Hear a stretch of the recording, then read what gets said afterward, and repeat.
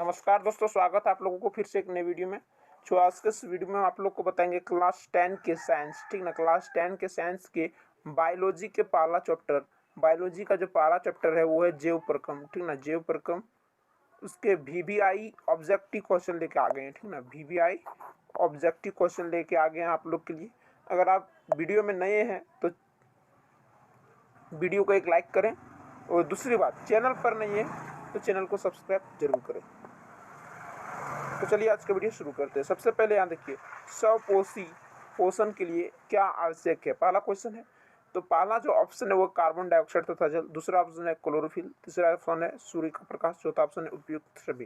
तो जो स्वपोषी पोषण, स्वपोषी किसको कहते हैं? जो स्वयं खाना बना लेता है, ठीक है, स्वयं अपना भोजन बना लेता है, तैयार करता है, वही स्वपोषी पोषण कहलाता है। तो उसके लिए सूर्य का प्रकाश भी चाहिए, क्लोरोफिल चाहिए, कार्बन डाइऑक्साइड और जल भी चाहिए। ये 7 क्लास से ही आप लोग पढ़ते आ रहे हैं। तो ऑप्शन नंबर 4 उपयुक्त सभी जो है बिल्कुल सही आंसर है। अगला क्वेश्चन है, विषम पोषी जीव, विषम पोषी जीव अपने पोषण के लिए प्रत्यक्ष या परोक्ष रूप में आश्रित रहते हैं। तो पहला ऑप्शन है कवकों पर, दूसरा ऑप्शन है शैवालों पर, तीसरा ऑप्शन है हरे स्वपोषी पौधों पर, चौथा ऑप्शन है मिट्टी पर। विषम पोषी कौन होता है? विषम पोषी जो होता है जो स्वयं खाना नहीं बनाते हैं। विषम पोषी दूसरों पर निर्भर रहता है, जैसे हरे स्वपोषी पौधों पर निर्भर रहता है। तो ऑप्शन नंबर 3 जो है बिल्कुल सही आंसर है। अगला क्वेश्चन है, प्रकाश संश्लेषण क्रिया में ऑक्सीजन बाहर निकलती है। पहला ऑप्शन है जल से, दूसरा ऑप्शन CO2 से, तीसरा ऑप्शन है ग्लूकोज से, चौथा ऑप्शन है पूर्ण हरित से। तो देखिए यहाँ प्रकाश संश्लेषण क्रिया में जो ऑक्सीजन बाहर निकलती है, किससे ऑक्सीजन बाहर निकलती है? प्रकाश संश्लेषण क्रिया में ऑक्सीजन बाहर निकलती है, तो ये CO2 से, किससे? कार्बन डाइऑक्साइड से ऑक्सीजन बाहर निकलती है। अगला क्वेश्चन है, प्रकाश संश्लेषण का अंतिम उत्पाद क्या है? पहला ऑप्शन है ग्लूकोज, दूसरा ऑप्शन ऑक्सीजन, तीसरा ऑप्शन है फल, चौथा ऑप्शन है पत्तियां। तो ये जो पहला अंतिम जो उत्पाद है वो ग्लूकोज है, ठीक है। अगला क्वेश्चन है, निम्न में से कौन प्रकाश संश्लेषण का उत्पाद नहीं है? यहाँ पूछा गया उत्पाद नहीं है। तो पहला ऑप्शन है कार्बन डाइऑक्साइड, दूसरा ऑप्शन है ऑक्सीजन, तीसरा ऑप्शन है ग्लूकोज, चौथा ऑप्शन है इनमें से कोई नहीं। तो ये जो कार्बन डाइऑक्साइड है जो है प्रकाश संश्लेषण का उत्पाद नहीं है, ठीक है। प्रकाश संश्लेषण का उत्पाद ये नहीं है, इसमें ऑक्सीजन बनता है, लेकिन लेता क्या है? हम लोग देते हैं इसको कार्बन डाइऑक्साइड, ठीक ना, पेड़ को, जो हम लोग छोड़ते हैं लेके। अगला क्वेश्चन है 6 नंबर का, रंध्रों का खुलना और बंद होना निर्भर है। पहला ऑप्शन है सूर्य के प्रकाश पर, दूसरा ऑप्शन है प्रकाश संश्लेषण पर, तीसरा ऑप्शन है कार्बन डाइऑक्साइड के सांद्रण पर, चौथा ऑप्शन है वायु के वेग पर। तो रंध्र क्या होता है? तो आप लोग पत्ता देखे होंगे, ठीक ना, इस प्रकार का पत्ता देखे होंगे कहीं भी, कोई भी पत्ता मान लिया जाए, कोई पत्ता रहता है, ठीक ना, तो इसमें छोटे छोटे, बहुत छोटे छोटे छिद्र होते हैं, उसी को क्या कहते हैं? रंध्र कहते हैं। इससे ही ऑक्सीजन निकलता है, ठीक है, इससे ही ऑक्सीजन निकलता है। तो रंध्रों का खुलना और बंद होना निर्भर करता है, तो प्रकाश संश्लेषण पर निर्भर करता है। तो ऑप्शन नंबर 2 जो है बिल्कुल सही आंसर है। अगला क्वेश्चन है, मैग्नीशियम पाया जाता है। तो पहला ऑप्शन है क्लोरोफिल में, दूसरा ऑप्शन है लाल रक्त कण में, तीसरा ऑप्शन है वर्णीय लवक में, चौथा ऑप्शन है श्वेत रक्त कण में। तो क्लोरोफिल में पाया जाता है मैग्नीशियम। ऑप्शन नंबर 1 जो है बिल्कुल सही आंसर है। अगला क्वेश्चन है, एक पादप परजीवी है। परजीवी किसको कहते हैं? परजीवी मतलब जो दूसरों पर आश्रित रहता है, जैसे हम लोग भी भात दाल चावल जो भी खाते हैं, तो भात कहाँ से प्राप्त होता है? ये धान से, ठीक ना, चावल से, धान से। तो धान जो होता है वो पहले पौधे के रूप में रहता है, ठीक ना, पौधा के रूप में धान रहता है, पौधा के रूप में रहता है। तो ये क्या हो गया? एक प्रकार का पौधा, यानी कि पेड़ का ही जाति हो गया। तो यहाँ से हम खाते हैं, ठीक ना। तो किस पर निर्भर रहे हम? पेड़ पौधा पर ही हम निर्भर है, ठीक ना। तो हम लोग हो गए हैं परजीवी। तो यहाँ बोल रहा है एक पादप परजीवी है। पादप पूछा, पादप मतलब पेड़ पौधे, ठीक ना, जंतु नहीं, पादप। तो पहला है नीम, दूसरा ऑप्शन है अमरबेल, तीसरा ऑप्शन है पीपल, चौथा ऑप्शन है बेल। तो अमरबेल, अमरबेल जो होता है वो स्वयं खाना नहीं बनाता है। मान लिया जाए यहाँ अमरबेल का पेड़ है, पेड़ नहीं मतलब यहाँ कोई पेड़ है, ठीक ना, जैसे मैं एक पेड़ यहाँ बना देता हूँ, ये पेड़ है, और अमरबेल का लता है, इसमें धीरे धीरे लटकता है और इससे खाना लेता है, ठीक ना, लटकता है ये। तो अमरबेल जो है बिल्कुल सही आंसर। अगला क्वेश्चन है, निम्न में से परजीवी पादप का उदाहरण क्या है? पहला ऑप्शन है बैक्टीरिया, दूसरा ऑप्शन है कस्कुटा, तीसरा ऑप्शन है विषाणु, चौथा ऑप्शन है कवक कवक। तो परजीवी पादप का उदाहरण तो ये कस्कुट है। क्या है? कस्कुटा। अगला क्वेश्चन है भोजन के पाचन किस में हमारे आमाशय में उत्पन्न होने वाले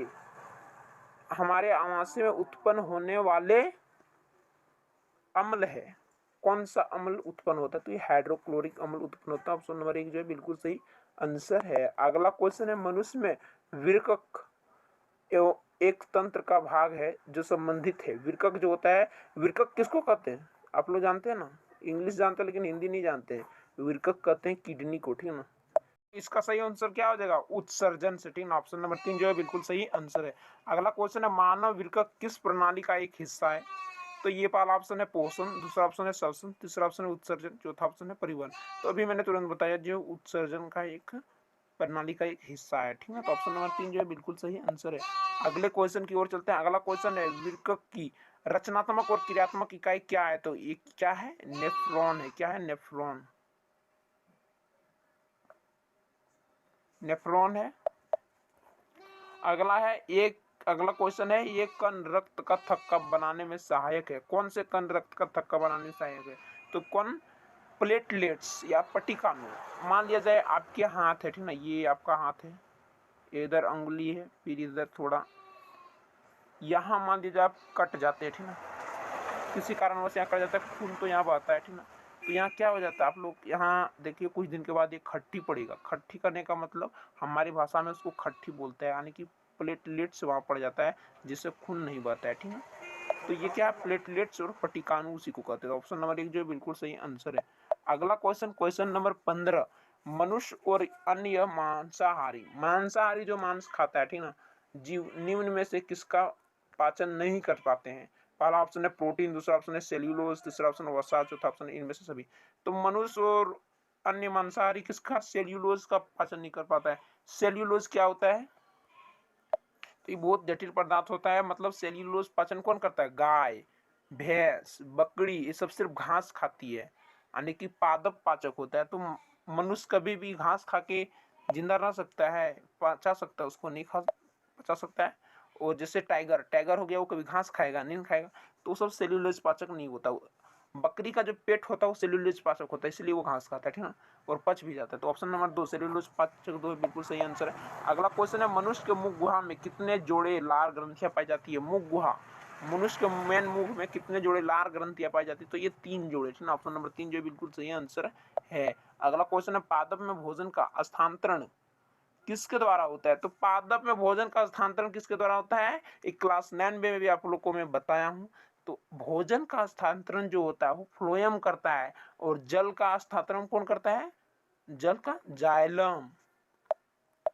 अगला क्वेश्चन है अमाशय में कौन सा एंजाइम पाया जाता है? तो ये बता दें, अमाशय में आप लोग जानते होंगे, पहले भी पढ़े होंगे, तो शायद क्लास 7 या क्लास 7 या 8 नीचे पहले पढ़े होंगे। तो पेप्सिन क्या पाया जाता है? पेप्सिन। ऑप्शन नंबर 4 जो है बिल्कुल सही आंसर है। अगला क्वेश्चन श्वसन के अध्ययन के लिए उपयोग किए जाने वाले बीज है। तो पहला ऑप्शन है सूखे बीज, दूसरा ऑप्शन है अंकुरित बीज, तीसरा ऑप्शन है उबला हुआ बीज, चौथा ऑप्शन है कुचले हुए बीज। तो श्वसन के अध्ययन के लिए अंकुरित बीज, तो ऑप्शन नंबर 2 जो है बिल्कुल सही आंसर है।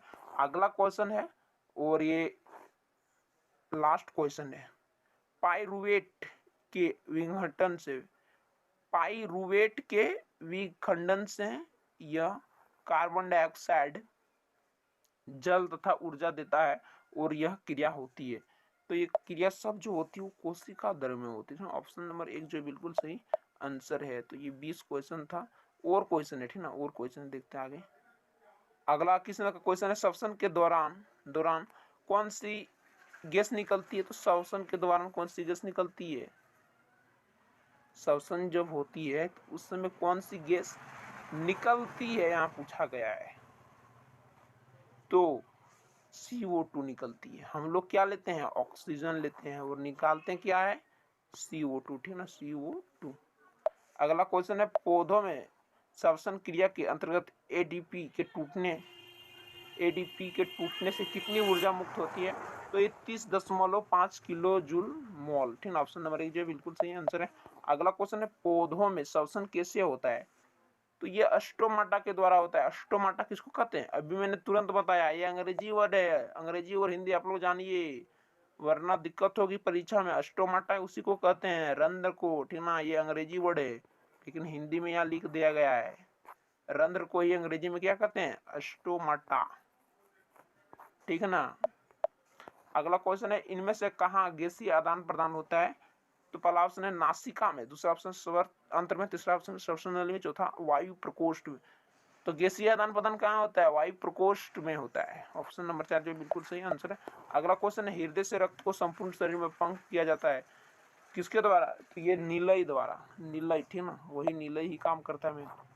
अगला क्वेश्चन है, मछली के हृदय में कोष्ठकों की संख्या होती है? तो मछली के हृदय में जो कोष्ठकों की संख्या होती है वो 2 होती है। ऑप्शन नंबर 1 जो है बिल्कुल सही आंसर है। तो ये रहे टोटल 26 क्वेश्चन, जो बहुत ही इंपॉर्टेंट क्वेश्चन है। और भी इंपॉर्टेंट क्वेश्चन मैं सेट करूंगा और लाऊंगा आप लोग के लिए। तो आप लोग का क्लास 10 में जो साइंस है, क्लास 10 का जो साइंस है उसमें से फिजिक्स का पहला चैप्टर मैंने पढ़ाया है, पार्ट 1 वीडियो, और केमिस्ट्री का भी पहला चैप्टर मैंने पढ़ाया है, और ये बायोलॉजी का है। इसी तरह आप लोग का सिलेबस जो है मैं कंप्लीट कराऊंगा। पूरा वीडियो देखने को इस चैनल में मिलेगी। चैनल के साथ बने रहें। मिलते हैं अगली वीडियो में, तब तक के लिए जय हिंद, जय भारत, वंदे मातरम।